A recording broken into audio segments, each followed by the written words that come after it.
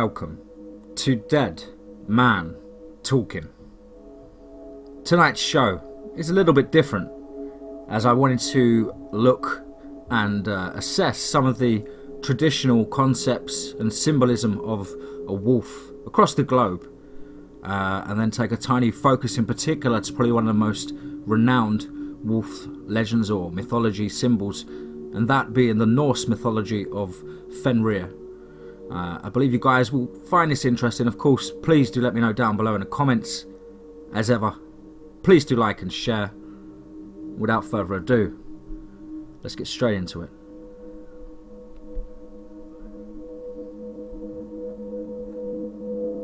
There can be few animals that evoke such intense emotions as that of a wolf. Much of the hate and fear comes from not only a misunderstanding of this beautiful, intelligent and shy animal, but a continuing belief in scaremongering stories. Such, though, was the belief in these wolf fairy tales that the animal, even into present times, is still feared. In the UK, the wolf, along with other animals such as the bear, was hunted to extinction. Today, the wolf is slowly being reintroduced to the UK through the use of wildlife sanctuaries. In a few belief systems and mythologies, the wolf was seen as an omen of destruction, war and death, and so was feared and perceived as evil. However, there were many other cultures such as the Celts who, although retaining the associations of war, destruction and death, did not view these as evil forces. In particular, death was viewed as a positive and necessary for a change and rebirth to take place. In addition, the wolf was also revered as a companion to the gods and goddesses. The wolf also has other functions, both in shamanistic traditions as we know, and pagan belief systems. The wolf as a whole was viewed as a powerful guide and, of course, a teacher. Celtic mythology and lore. Within Celtic mythology, the wolf was revered as the companion of Ceridin, goddess of the moon and fertility.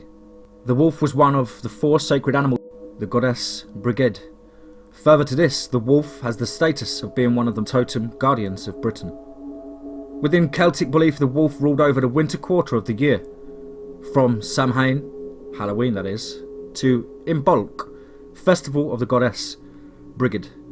This festival takes place in February. This month was known to the Celts as, forgive my pronunciation, Fauliech, month of the wolf.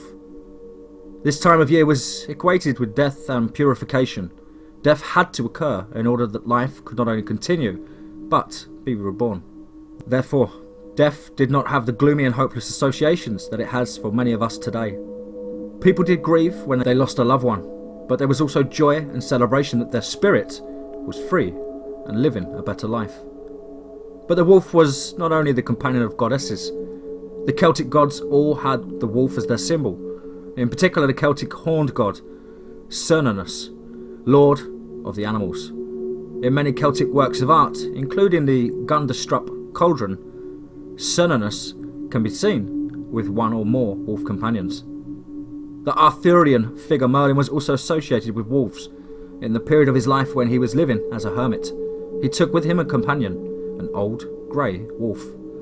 I mention Merlin here due to an interesting association, that Merlin, along with the wolf, is viewed as one of the ancestral guardians of Britain. Not only that, but as with the horned god Cernunnos, Merlin was also called Lord of the Animals and Lord of the Earth. Wolf knowledge and lore. The benign and helpful werewolf. The wolver is traditionally associated with Shetland off the north coast of Scotland. This creature has the body of a man and the head of a wolf. He would most often be seen sitting at the edge of a loch or river catching fish. Later the fish would be left as a gift for the local people. Gaelic. The wolf has many names with both Irish and Scottish Gaelic. Some of the most common are Mactir. This means son of the earth or son of the countryside. Madad Aluid means wild dog. It is believed that the Celts may have bred wolves with their own hunting dogs in order to breed a super hound that could be used in battle. The name Connor is anglicised from the name Con Concobar. This means both wolf lover and dog lover, and was a name taken by many kings of Ulster. The Talking Wolf.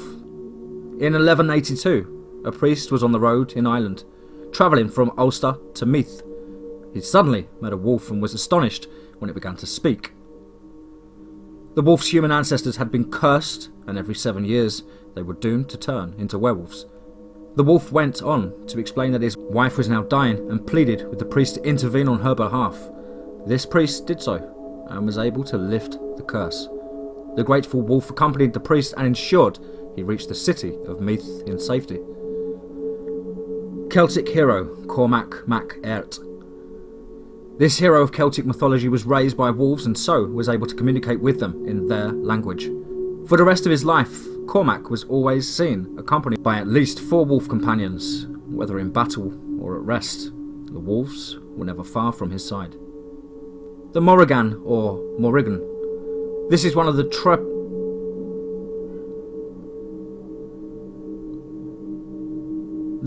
tripartite goddesses of war, death and destruction.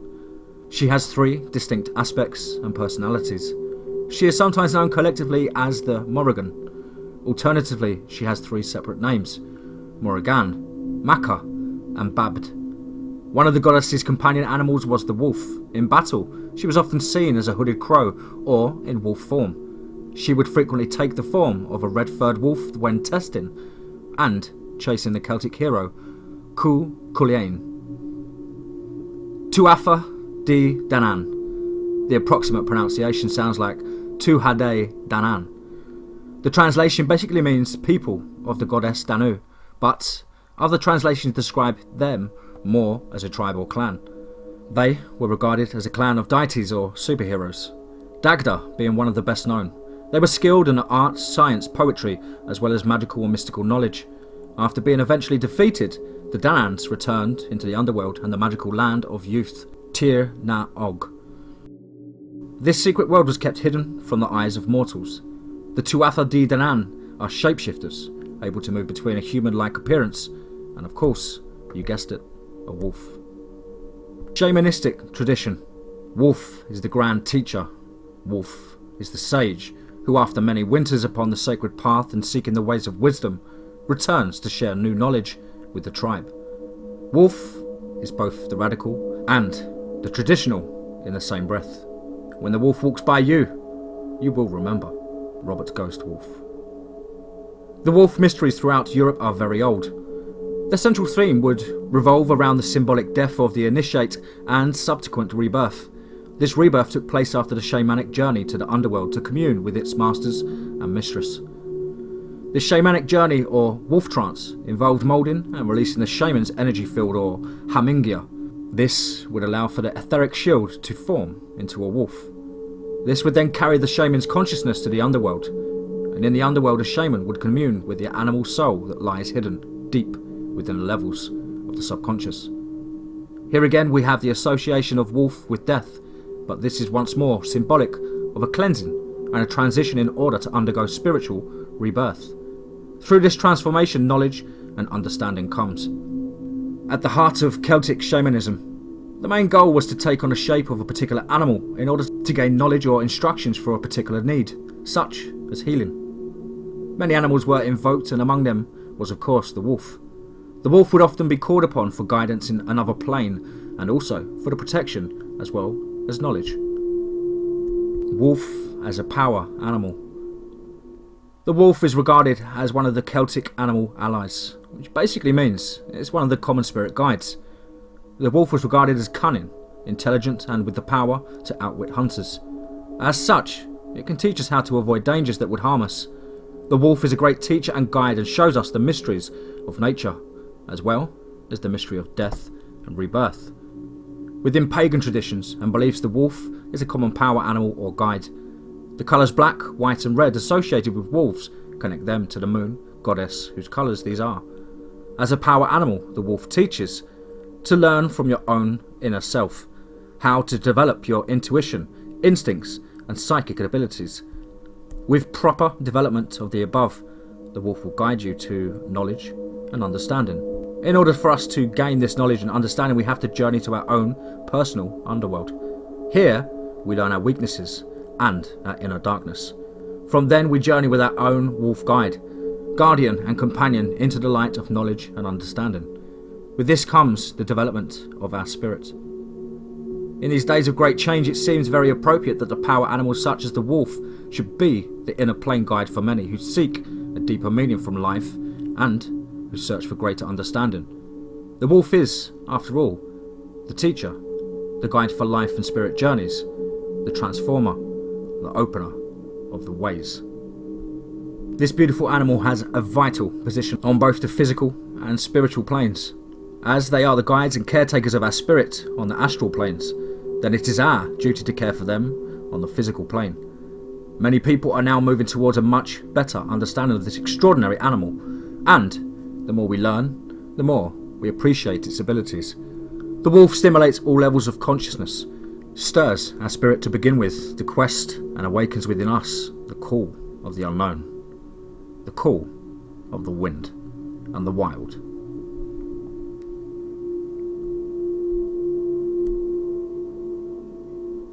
We take a look at the Viking and Norse mythology, subject of which is one of my favourites, in particular the mythology surrounding Fenrir and Odin.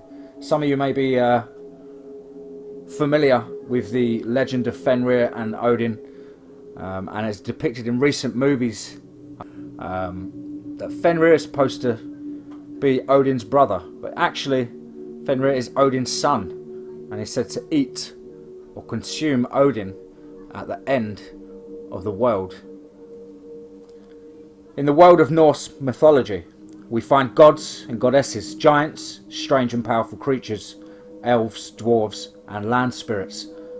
It is difficult for the 21st century person to conceive of the worldview of the Vikings, brimming as it was with such a variety of spiritual beings. Yggdrasil and the 9 worlds. The centre of the Vikings' cosmos is the ash tree, Yggdrasil. Growing out of the well of Erd, Yggdrasil holds the 9 worlds, home of the gods, man and all spiritual beings. The gods live in Asgard and Vanaheim, and the humans inhabit Midgard. Giants live in Jotunheim, elves in Alfahelm, and dwarves in Svartalhelm. Another is the primordial world of ice, Niflheim, while Muspelheim is the world of fire. The last of the world compromises Hel, the land of the dead, ruled by the goddess Hel. Gods and goddesses of all types. The gods and goddesses venerated from the Vikings are Odin, Thor, Loki, Baldur, Frigg, Freya, and the Jorah. There are many gods and goddesses in the Norse pantheon, but these receive the primary attention in the sagas and Eddas. Odin, the All-Father, the one-eyed seeker of wisdom, god of magic, war and runes, hung himself on Yggdrasil for 9 days and nights to find wisdom, brought the runes to mankind. Thor, with his magic hammer, Mjolnir, protects mankind with his realm of Midgard, god of warriors. Loki, a dangerous half-god, half-giant trickster, always wreaking havoc among the gods. And Baldur, son of Odin and Frigg, a beautiful and gracious god, beloved of all, killed by Loki's trickery. Frigg, wife of Odin, a practitioner of magic, a goddess of the home, mother of Baldur. Freya, feather-cloaked goddess of love and fertility, but also of war and death. And Freyr, her brother, god of farming, agriculture, fertility, and of course, prosperity. Njoror, a powerful god of the sea. As I mentioned, giants, elves, dwarves, and land spirits are also custom to Norse mythology. Giants is not a good name for these spiritual beings. Think of them as devourers, out to destroy order and return the world to primeval chaos. They are enemies of gods, but also their relatives. Giants are dangerous to mankind, which is why Thor often hunts them. Elves and dwarves appear in the sagas, but are different from what we might picture them to be. Dwarves are miners and smiths, and live underground. They are invisible, powerful spiritual beings, not short humans. Elves are also spiritual beings, demigods as such, who can mate with mankind and have children with them. Land spirits inhabit everything on land: trees, herbs, stones, and bodies of water. The land spirits, Landvatir in Old Norse, hold considerable power over the well-being of the land and those who live in it. People took care to honour and placate the Landvatir. In the first law of Iceland, Vikings were told to remove the dragon heads from their ships when approaching land so they wouldn't frighten the land spirits. Norse mythology, in all, is intricate and of course complex. As I mentioned, Fenrir is one such very famous saga of mythology in Norse mythology. Fenrir, he who dwells in the marshes, is the most infamous of many wolves in Norse mythology. His importance for the pre-Christian Scandinavians is demonstrated by his being depicted on numerous surviving runestones, not to mention his ambiguity in Old Norse sources. He is the son of the god Loki and the giantess Angrboda, which makes him the brother of the serpent Jormungand and the underworld goddess Hel.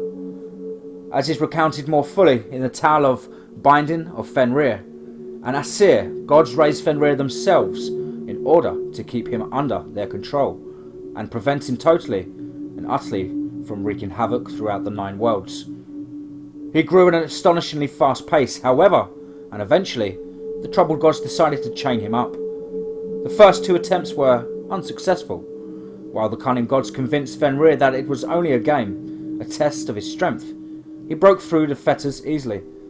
For the 3rd attempt, the gods and the dwarves forged the strongest chain ever built, which nevertheless gave the appearance of being very light and even soft to the touch. When the gods presented Fenrir with his 3rd fetter, he became suspicious, and he refused to be bound with it unless one of the gods would stick his or her hand in his mouth as a pledge of good faith. Only Tyr was brave enough to do this, knowing that it would mean the loss of his hand, and, sure enough, when Fenrir found himself unable to break free of his bonds, he ripped Tyr's hand from his arm. The chain was then tied to a boulder, and a sword was placed in Fenrir's jaws to hold them open. As he howled wildly and ceaselessly, a foamy river called Expectation, Old Norse Van, flowed from his drooling mouth. As the river's ominous name implies, this was not the end of Fenrir.